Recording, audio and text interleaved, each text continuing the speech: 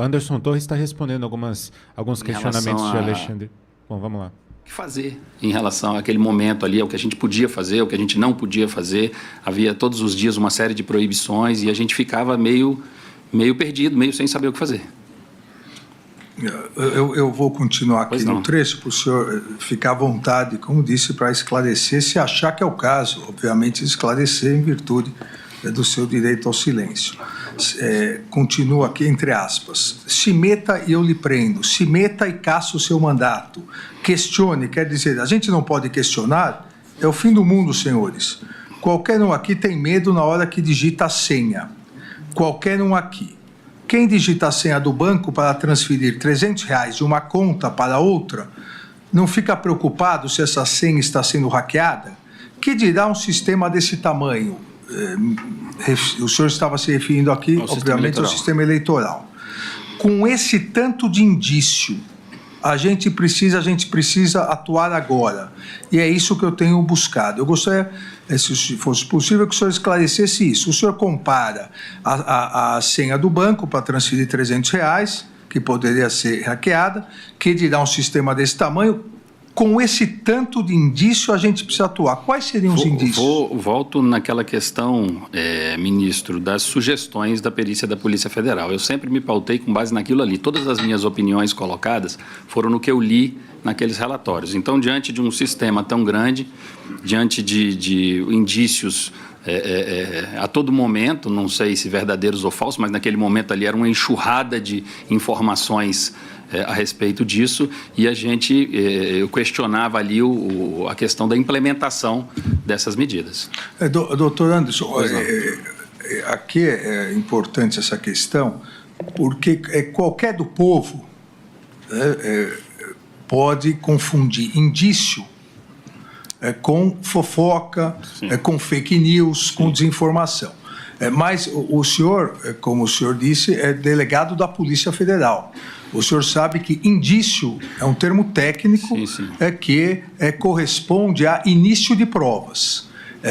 O senhor tinha algum indício de fraude às urnas? Exatamente, eu não tinha, ministro. Tanto que, na sequência aí, eu achei aqui o pedaço que eu coloco, eu não estou desrespeitando poder nenhum.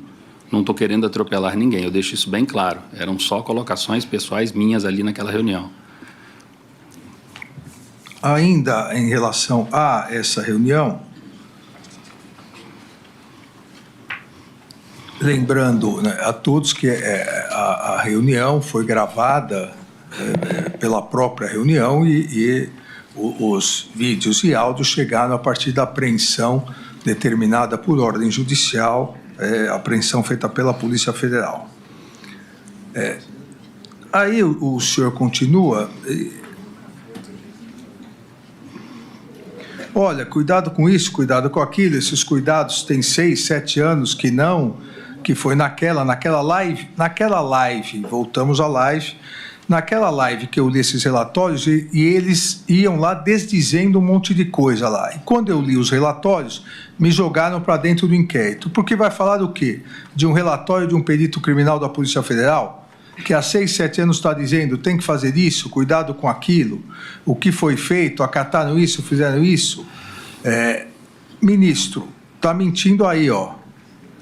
Tudo que foi falado, esse aperfeiçoamento foi colocado. Agora vem as Forças Armadas fazer uma série de observações. O senhor estava colocando em dúvida as urnas, porque aqui, inclusive, o senhor foi ministro da Justiça e é delegado federal de carreira, foi criada, e vai ser esclarecido isso na ação penal, foi criada uma narrativa que existiria um inquérito requisitado pela então presidente do Tribunal Superior Eleitoral, a ministra Rosa Weber, que depois veio a ser a nossa presidente no Supremo Tribunal Federal, e que esse inquérito trazia várias fraudes uma narrativa falsa, uma desinformação, tanto que, a pedido da própria defesa, esse inquérito está juntado nos autos, a pedido das defesas. Aqui nesse trecho, o senhor que acabou de dizer em relação à live e depois confirmou o seu depoimento da polícia que nunca teve nenhum indício, nenhuma prova de fraude. Na reunião, o senhor estaria incitando a questão de fraude? Eu queria que o senhor esclarecesse isso. Negativo, Excelência. Aqui eu volto e falo da live, das recomendações feitas pelos peritos da Polícia Federal. Todas as minhas falas, eu nunca questionei a lisura do processo eleitoral, todas as minhas falas são em relação às sugestões de melhorias que os peritos me trouxeram naqueles documentos. Eu até tenho aqui os documentos, tenho o que eu li na live, enfim, são sugestões técnicas e foi nesse sentido que eu falei todas essas palavras aí, ministro. A denúncia, a acusação feita pela Polícia Federal, a acusação feita pelo Ministério Público, pela Procuradoria-Geral da República, com base na investigação feita pela Polícia Federal, coloca, inclusive, a existência, já foi recebida a denúncia aqui pela primeira turma, o núcleo 4, que é o núcleo 3, perdão, que é o núcleo de desinformação, coloca que havia, nesse contexto de preparação e depois execução de tentativa de golpe e atentado contra o Estado Democrático de Direito, um núcleo de desinformação. E esse núcleo de desinformação, a partir da produção de notícias falsas, notícias fraudulentas, é disseminado nas redes sociais. E nessa reunião, o senhor, eu também tive a honra e a possibilidade de ser ministro da Justiça, sabemos o peso que tem numa reunião ministerial a fala do ministro da Justiça em relação a questões criminais. O senhor diz, abre aspas, mas estamos aí, presidente, desentranhando a velha relação do PT com o PCC. A velha relação do PT com o PCC.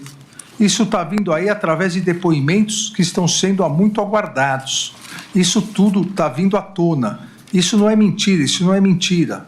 Então, muita coisa estão vindo à tona, muita coisa que a população sabe, mas tudo precisa ser rememorado. O senhor, porque das duas uma, ou o senhor tinha esses elementos, e aí tinha que tomar uma providência como ministro da Justiça, que não houve, ou o senhor não tinha esses elementos e aí contribuía com o núcleo de desinformação. Em que contexto foi dito isso, doutor Anderson? Ministro, a reunião foi no dia 5 de julho de 2022. 5 de julho de 2022, às vésperas da eleição. Sim, no dia 1º de julho de 2022, ministro, 4 dias antes, e no dia 2 de julho do mesmo ano, 3 dias antes, saíram essas duas matérias aqui, ministro, que eu até trouxe, uma matéria da Veja e uma da CNN. O título de uma, Marcos Valério delata a relação do PT com o PCC. A outra, em suposta delação, Marcos Valério, em delação, Marcos Valério cita suposta ligação do PT com o PCC. Foi com base nessas duas matérias, eu não tinha um conhecimento interno da Polícia Federal a respeito disso, mas foi com base nessas duas matérias que eu falei. Essas duas matérias, os depoimentos foram feitos à Polícia Federal e, muito provavelmente, disso aqui resultou uma investigação. Internamente na Polícia Federal, o senhor sabe que nós não temos acesso, eles cuidam lá dos procedimentos internos dele. Mas eu falei isso aí com base exclusivamente nessas duas matérias que tinham saído na mesma semana da reunião. Há também aqui, depois dessas declarações na reunião, há declarações, após as suas declarações, o hoje réu, Walter Braga Neto, que, inclusive, em julho não era mais ministro, porque já estava desincompatibilizado, mas, mesmo assim, estava participando de um ato oficial no Palácio, numa reunião ministerial. Ele disse, saiu uma notícia agora dizendo, o Fachin dizendo que a auditoria não muda resultado da eleição. Não sei se os senhores já viram isso. Ao que o senhor responde, depois que der merda, não muda nada não. E nesse contexto, então, o presidente Bolsonaro afirmou que deveria tomar uma providência, mas não ficaria sozinho nessa guerra. Aqui, de novo, era um ataque às urnas eletrônicas e à justiça eleitoral? De maneira nenhuma, ministro. O que eu disse aí foi que se perder a eleição, Já era. Se perder a eleição, não há mais o que fazer. Foi isso que eu quis dizer, claro que de uma forma aí mal educada, mas o que eu quis dizer ali era exatamente isso, que nós precisávamos trabalhar para ganhar a eleição. Doutor Anderson, vamos mudar agora. Bom, a gente está ouvindo o Anderson Torres, para mim um dos mais prejudicados nesse grande teatro, nessa grande mentira, um dos mais prejudicados, a vida destruída, a vida pessoal destruída, a vida familiar destruída. Esse cidadão pagou um preço altíssimo, altíssimo, Anderson Torres.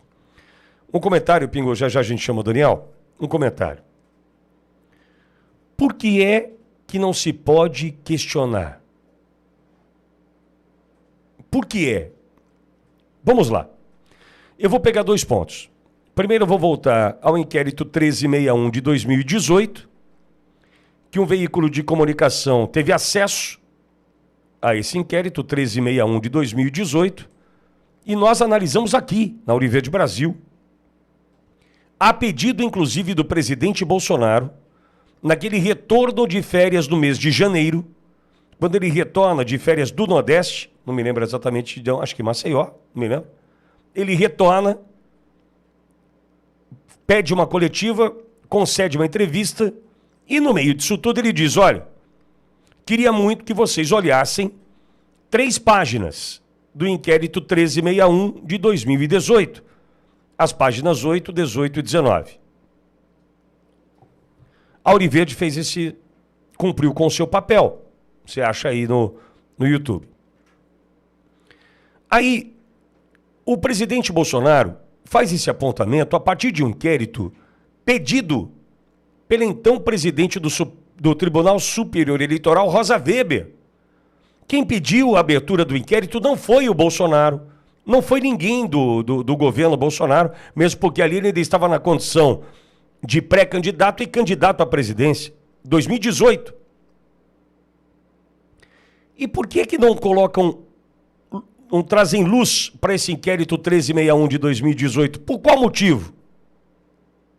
Por qual motivo? Elucidem, tragam a solução, tragam a resposta. A gente precisa entender o que aconteceu a partir de tudo que Rosa Weber soube e pediu a instauração desse inquérito. O 1361 de 2018. Esse é um ponto. Não estou atacando, não estou duvidando, não estou questionando mesmo, porque eu não posso, já deu para entender. Agora, não quero me colocar na posição do Anderson Torres, que já teve a sua vida devassada, destruída, arruinada.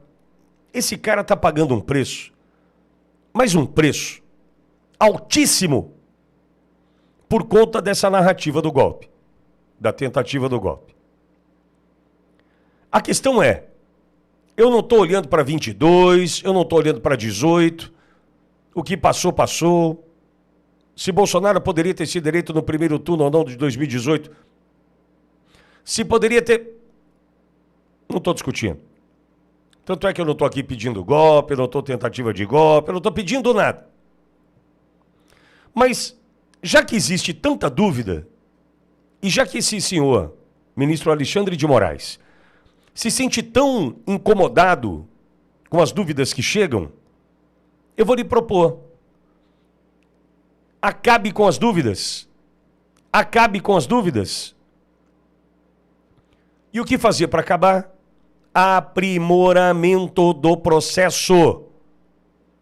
Não entregar o que há de melhor e mais moderno. Pode sugerir prevaricação, não pode? Eu deveria fazer, mas não fiz. Eu sou um servidor público, eu sirvo ao povo. Mas acho que eu não vou fazer. Isso é prevaricação. Sugere prevaricação eu imaginar que existem hoje meios de aprimorar o processo e o Brasil foge do aprimoramento do processo. Eu não estou duvidando de nada, nem posso. Eu gostaria, então, das respostas para o inquérito 1361 de 2018, fundamentais as respostas, dúvidas colocadas ali, inclusive, por Rosa Weber, e olhando para 26, não posso falar o resto, o aprimoramento do processo. É só isso. Agora, entendo, hein? Preciso ter empatia. É difícil. O exercício de empatia não é mole, não. Eu preciso ter empatia. Em que ponto? Eu preciso olhar para o Anderson Torres e falar, eu sei que a vida desse cara está destruída por conta da narrativa da tentativa de golpe, ok. Mas eu adoraria dizer, numa situação como essa, e eu estou respeitando o Anderson Torres, hein? Mas eu adoraria dizer, o senhor poderia me quebrar o sigilo do inquérito 1361 de 2018, Excelência? O senhor poderia oferecer à população brasileira a possibilidade de aprimoramento do processo? Só isso. Eu adoraria fazer isso. Se eu faria ou não, diante de uma situação como essa, do Anderson Torres em especial, vida destruída, vida pessoal, saúde destruída, tudo destruído, vida profissional, o cara está destruído. Ele decide, não é?